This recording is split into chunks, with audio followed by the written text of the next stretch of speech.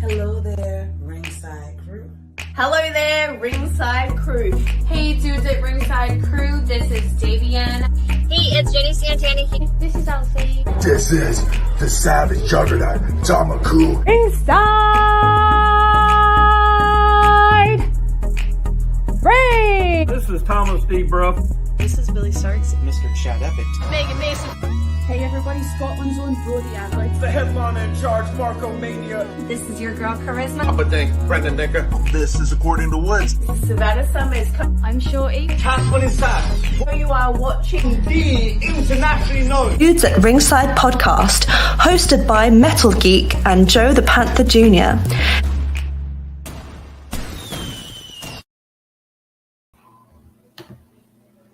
Hello there, wrestling fans, and welcome to another episode of the internationally known Dudes at Ringside podcast. I am your host, Joe the Panther the Third, and now introducing to the mic from the top of the Mile Mountain, it's the happy heel himself, the Metal Geek.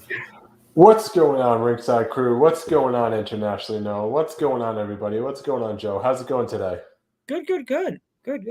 So, Where's the Candy Mountain? Yeah. What? We're going to Candy Mountain because let's go on another leg. Wait. What? Is it like that Disney movie? I guess. Like that Disney movie, Wreck-It Ralph. Wreck-It Ralph. I mean, I throw my sugar rock at you, man. Sugar Rush. That's the name of the mountain. Sugar Rush, right? That's where Joe goes when he wants to go crazy. Just goes to Candy Mountain and just starts eating everything like Homer Simpson on the episode. Oh, good puppy. Oh no. It's still good. He's still good. All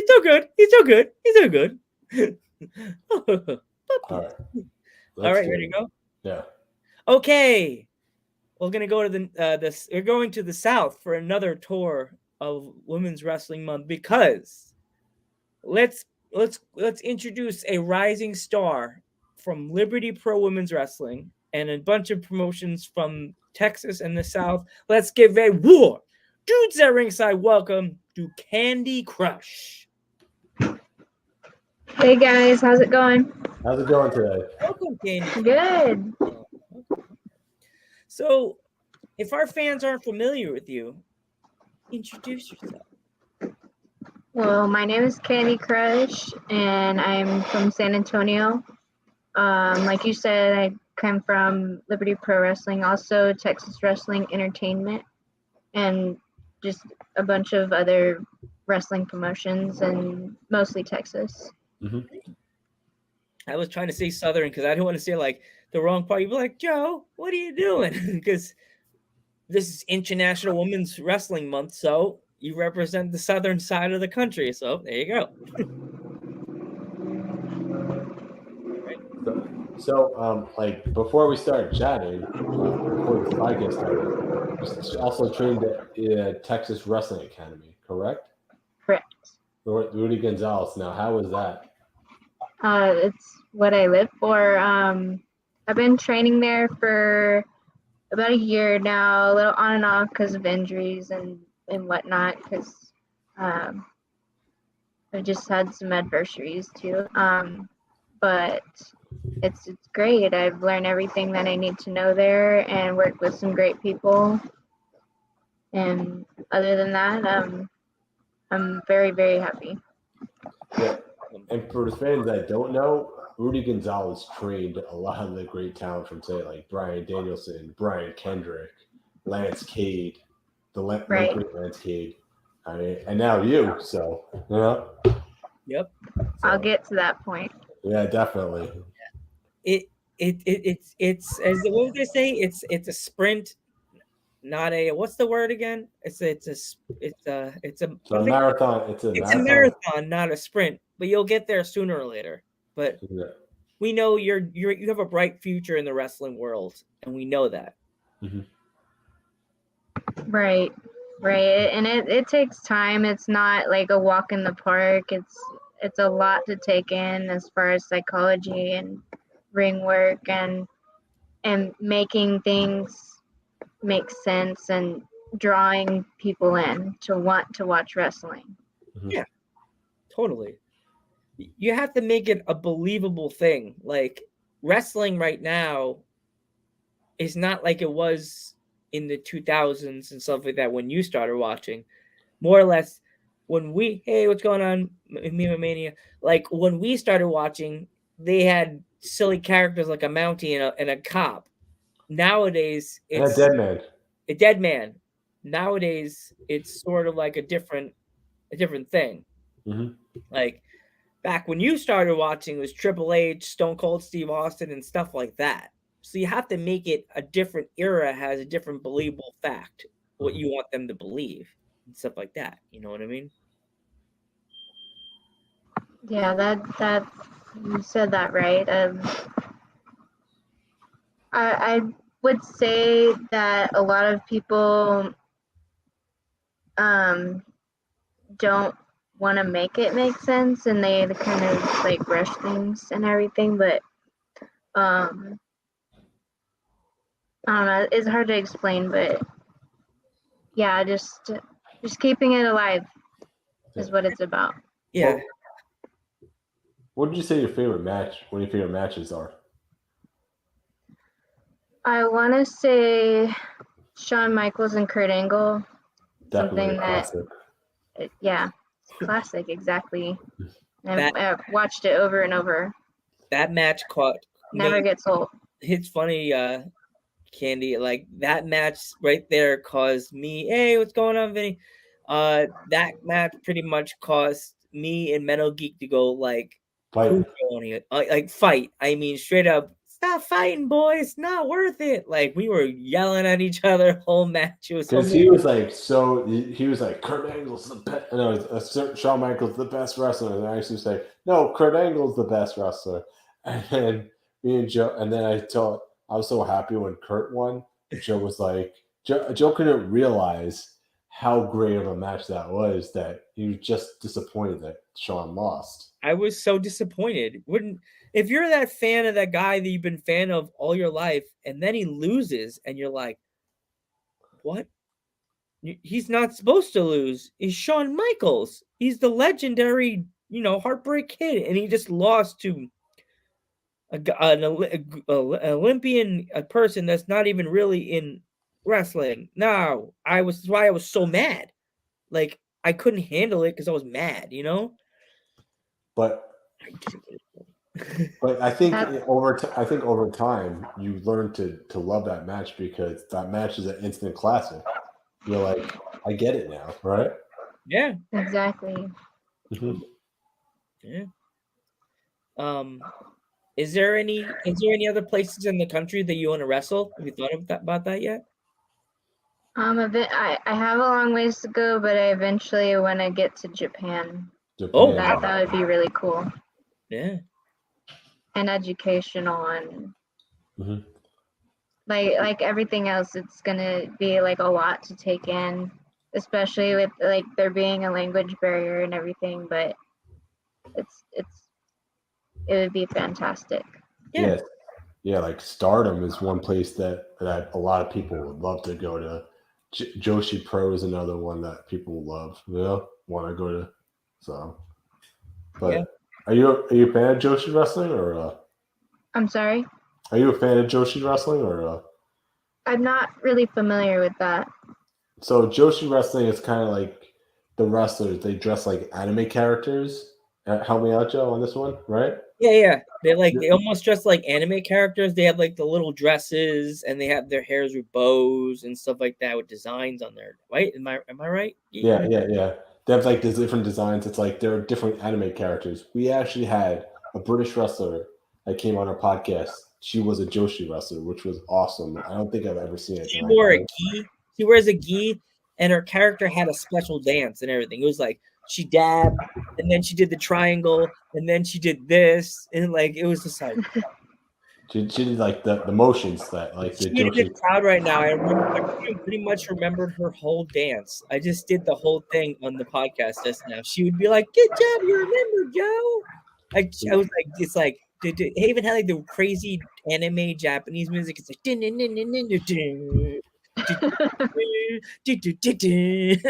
like It's like like a Japanese anime cartoon. Yeah, Like, you it all you looks can think come is to like life. an anime cat doing this as she's doing it in the corners. Jeez. So, who are some dream opponents you would love to face in the future that you have not faced yet?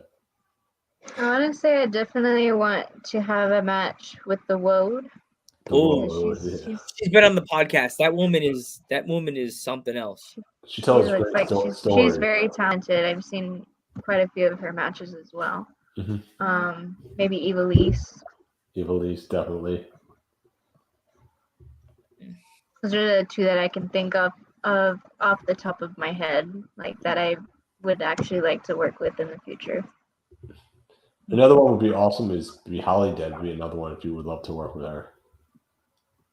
I'm not sure if I'm familiar with that name.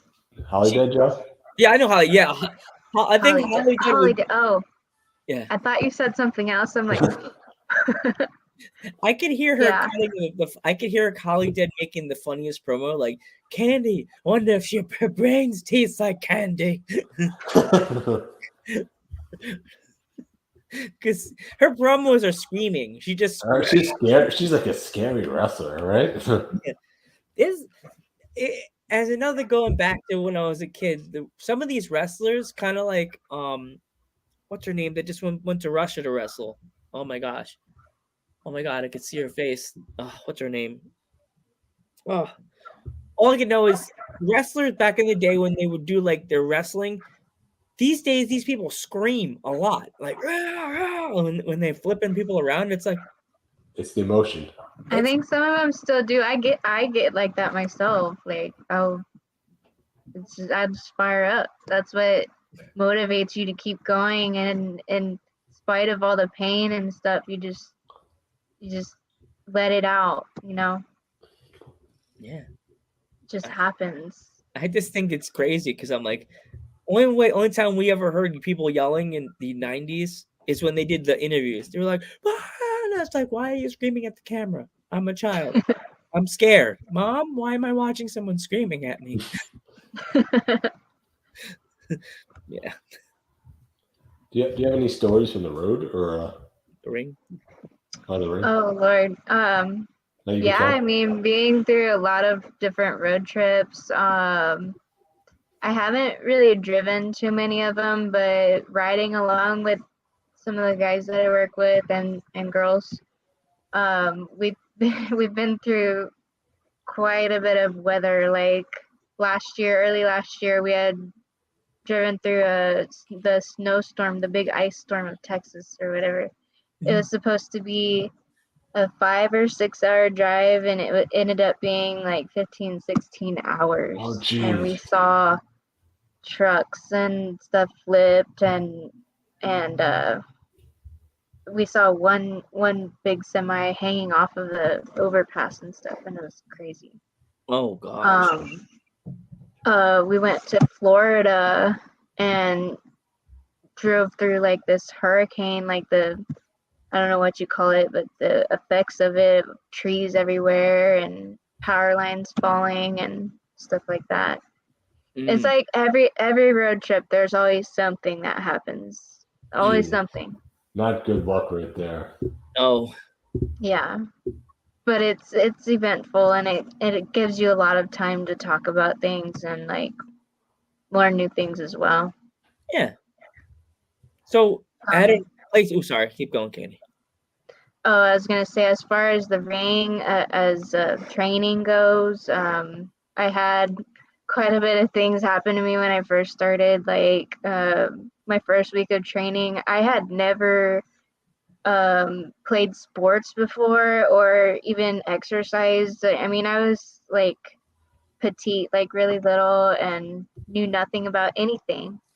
And so when I started doing all this stuff, I was all gung ho, and I was like, yeah, I want to do this. And I kept going and going, and I'd run past Rudy, and he's like, you okay? Yeah, I'm good. I keep going and keep going and doing the drills. And about day 4, I ended up in the ICU. Yeah, and I was in the hospital for a week because my legs blew up so much, and I guess it was all dehydration, and it was something that had attacked my kidneys, and I almost had kidney failure. Oh wow. But the doctors were telling me, "You're crazy. If you keep going, you should find something else to do." And I was just like, I want to keep doing it. I don't care, like, in spite of all that, in spite of the pain that I was in, because I thought I was gonna die, but and I could have, but I was just like, I gotta keep going. So what would you say, like, the biggest thing that Rudy Gonzalez taught you was that you still remember this day? Well, I'm still training with him, but I mean, the biggest thing to remember is repetition is key. Mm-hmm. I want to say, like, as far as the learning process goes, studying matches and keeping your eyes open, being intense, being ready, staying ready. Yeah, but I think that's the most important thing. Of course. It's always good to be like, you have to have repetition in the ring. You can't keep doing, like in the video games. You can't do the same. You can't keep doing the same 5 moves and expect to be the winner at the end of the match. You have to flip things around and try something new. You know? Exactly. And you have to have reps too as well. You know what I mean by reps? Like, you have to keep going. It's like, if you stop and then you say, okay, I'm gonna do this in like a week or two, it's like, then you lose like all your training that you've been training for. Exactly, and I've been to that point, like having personal issues. You know, when you take those little increment breaks, it like makes you feel like you're taking a step back, and I hate that. Mm-hmm. So the biggest thing is to just keep going no matter what, and don't let anything stop you. And that goes for really anything that you want to do in life. Like, just keep plowing along. Don't slow down. Exactly. It's the same thing with podcasting as well. It's like me and Joe took that little break. That little break for, like, what was it, 2 weeks, Joe? How long was it? Yeah. 3 weeks. I kept saying to him, like, yo, it's like, are we gonna remember how to do this when we come back? Like when we were supposed to be back, not the date we came back. Like, we were supposed to be back. We were supposed to actually be back on the 16th, and the Geek's like, "Are you sure you don't want to start the 9th?" And I'm like, well, I thought maybe we would need a longer time off, to get our mind back and have time to relax and time to flow. And he's like, let's start the 9th. We'll just You can't relax too much, because then it's just you start getting comfortable, and then you start getting lazy and not wanting to do anything. And like with wrestling, you got to hit the gym, or you got to keep your cardio up, or you just have to stay in it. You have to keep your head in the game, otherwise you're just not gonna get anywhere. Exactly. It's the same thing right there. The same deal, except me and Joe are not working out, right? We're working out. Well, kinda we are. We're working out our fingers, typing. Working out mouth muscles, talking. Yeah. But I'm typing. I'm using see how strong my thumbs are. Look at that. Typing. It takes a lot of promoting, so you're constantly doing this. You're gonna get carpal tunnel. Yeah, I'm gonna be like this when I get old. My hands are gonna look like claws. And not only that, we actually have real jobs, me and Joe. So it's like, shh. Yes. Don't say that. Don't say that out loud. I'm fearing because my job's hat is black too. I'm afraid I'm gonna grab this hat and walk around the store, and my boss is gonna be like, "Chuck, you can't promote your show at work." What do you mean? You can't promote your show at work. Just don't let them know. Your hat. Oh, I'll put it in the cover. Whoopsie. So has a kid ever come up to you, a boy or a girl ever come up to you and asked you, and said to you, "I want to become a professional wrestler"? What kind of advice? No, not yet, but I have had little kids come up to me and want to take a picture with me after after matches and stuff, and I think that's the sweetest thing. I think I'm very, very over with the kids, so that I do it for the kids. That's what it is. That's always good. That's always good to know. Like, there's some wrestlers that still feel that what you guys are doing is for the kids, and it's good for the kids to see that they could do things, become wrestlers, and pretty much for you, that'd be you're accomplishing your dreams. You're a professional wrestler and stuff like that, and that's all. And really, like, what made me want to start doing this is when I first started watching wrestling, which was a few years ago. So I haven't been watching wrestling super long. I saw the women's revolution, and that just like that was mind blowing to me. And I was like, I really want to be a part of that. Like, I want to inspire other little girls to want to do this. Like, I want to make an impact on kids too, all around the world. You know what I mean? Yeah. So I was like that, and the athleticism of it, and the mentality you have to do it. It's just all very inspiring. So which match was it that I know there was a lot of matches from the women's evolution that said a lot that made you want to become a wrestler? Yeah, I think it was just like a combination of a lot of different ones. I mean, but mostly when I was watching, gosh, what was it? WrestleMania in 2017.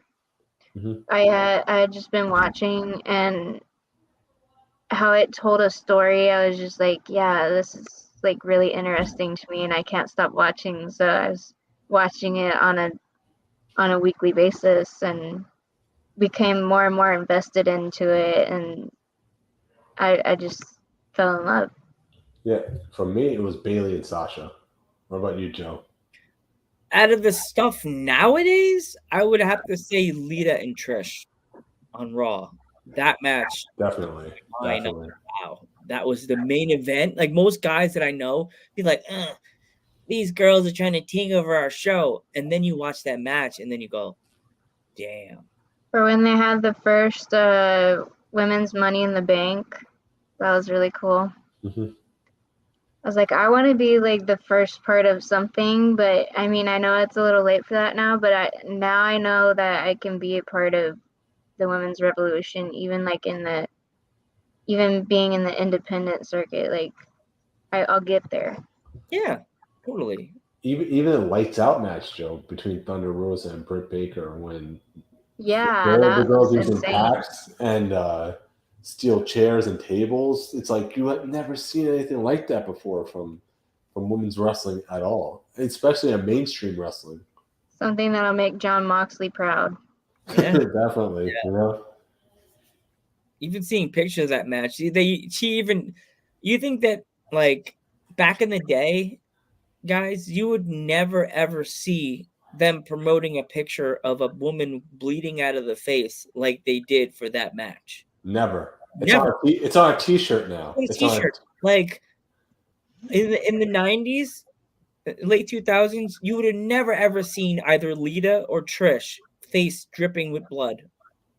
Ever. Yeah, Becky Lynch though doing it. Well, no, that's nowadays, geek. That's nowadays. Yeah. If they would have had Lita face covered in blood like they did with her, the FCC would be on Vince McMahon's doorstep saying, "Get that off the TV right now." Yeah, exactly. And you think of Trish, Miss Pretty, like the TNA, their spokesman model covered in blood.